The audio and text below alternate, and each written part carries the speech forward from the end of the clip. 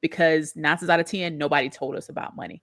I learned the hard way. So, so that's what Right. we do. All right, cool. You know, my first introduction to credit cards when I was in college, and I was Uh-oh. a freshman, sophomore in college. I knew nothing about credit. I knew nothing about credit cards, but I do remember that these companies will come around to the college campuses and they will have you sign something, but like you can get a free Subway sandwich if you sign up for this credit card that has a high 50% interest rate. And I was like, man, that sub do sell good right now, Jack. You know what I'm saying? And there's so many people in Durham that messed up their credit over sub sandwiches and pizzas. It's Yeah. crazy. An extra piece of um, chicken. yeah, the extra piece of chicken. So Mhm. let's get started with just a basic question. What is good credit? So good credit, a long time ago, people would say good credit would be like having a 700 credit score. That's not even the case anymore, right? Like you can have a 700 credit score and you didn't even build your credit. Like you can have a 700 credit score if you just become an authorized user on a couple of my credit cards, right? You have a halfway decent profile and I get you as an authorized user, you can get a 700 like that. But what banks are looking for now is they're looking for authentically built credit, you to have primary accounts on there. So they're looking for at least a 680 to 700 credit score. They're looking for 4 to 5 years of credit history. They're making sure that you don't have any derogatories on there. So no late payments, no collections, charge offs, child support, all that kind of crazy stuff. Um, but they're also making sure that you have access to credit now, right? You want to see at least two cards with $2,500 limit on there. So you're responsible for at least about $5,000. And they want to make sure you're managing that correctly by maintaining under 30% utilization. You can get away with 40, 45 sometimes, but just maintaining under 30% utilization so that it doesn't impact your credit score in a negative way. So that's what good credit is. It's like your credit. I just did a module on this earlier today. Your credit is your street name, right? Your how can people trust you? Can people think you're gonna like? Do people think you're gonna do what you say you're gonna do? Right? Can they give you their money and trust that you're gonna pay it back? That's what your credit is, right? That's your name in the streets. So, Scarface, all I got is my balls and my word. Well, right now, all we got is our credit. That's how people recognize if they're going to be able to deal with us, whether it be insurance, whether it's someone turning on your lights, your car insurance. Now, a lot of places require a credit check just to get a job. So, as hard as jobs are to come by, it's like you can't really afford to not have good credit, especially in this economy. Absolutely. In this economy, what is king? Is it credit or is it cash? Definitely credit. Definitely Mm, credit. Because as long as you got credit, you'll always be able to get all the cash you need. Because I can liquidate a credit card, right? I can go somewhere and I can purchase something on credit. There's not going to be a whole lot of places that's going to stop me from swiping my credit card. And if it came to the point where I needed cash, I can get my cash liquidated in the next 24, 36 hours.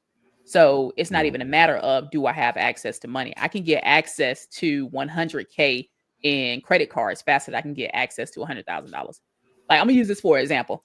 You ever tried to save $10,000? Oh yeah. Yeah. I tried to save Yeah. $10.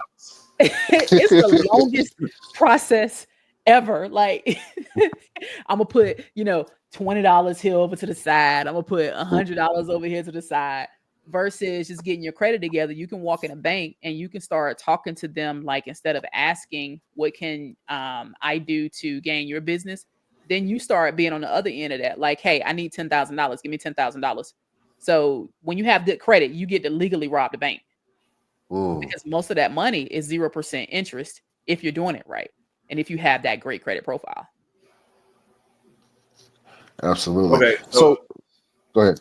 um, Mo, I need $10,000. Give me $10,000. Okay, perfect. Let's go ahead and get your credit together. I'll walk you into the bank myself. Get you, yeah, that's it. Grab your Look, you ain't even shoes. got to use none of the running skills you got. I got the keys. I'm You on the got the way. keys. You ain't even got to use your running skills. So in terms of businesses, Mhm. um, what would be the best steps for someone that's getting ready to start their business and trying to build something like you said, like a good credit? Okay. base for other banks to say, yeah, I'm gonna give you this money? So the first thing is like even starting your LLC, make sure you're paying attention to the name of your company because there are these things called your NAICS code. This is how banks determine if they're going to lend to you or not and whether you're determined as a risky business. So for instance, businesses like cannabis, trucking, banking, funding, all of that, those are risky business names. Real estate investors, all of that is risky.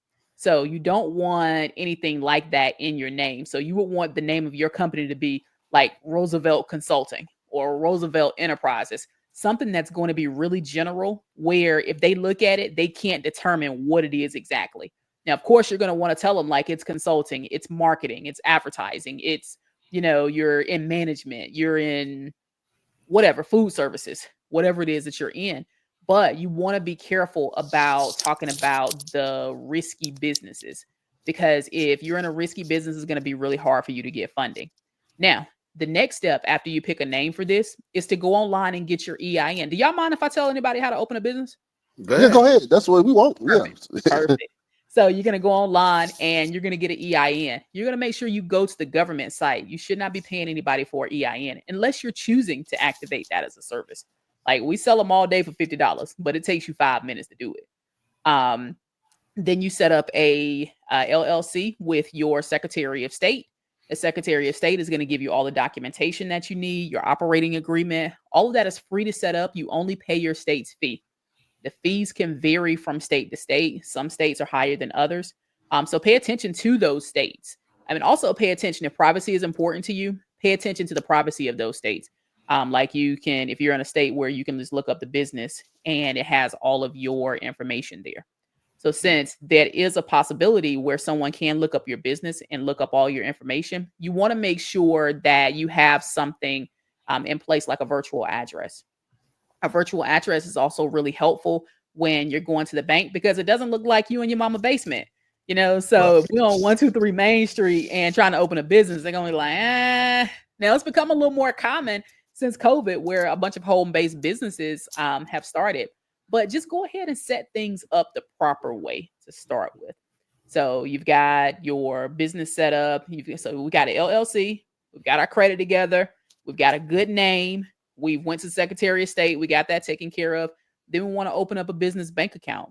Once we open up that business bank account, then we're going to make sure we're starting to deposit money and do our business transactions inside of that business bank account. You're going to want to make sure you have a professional email. Know your business at gmail.com. It needs to be something like info@rooseveltconsulting.com. So just making sure you're setting yourself up for success so that when businesses are looking at you on paper, then they're going to be able to see that you invested into yourself. What about the Duns and Bradstreet? You Talk about need those. You need those as well. When you're building your business credit later on down the line, there is business credit under a personal guarantee, and there's business credit under a non-personal guarantee. So we have a team. I handle the personal guarantee side.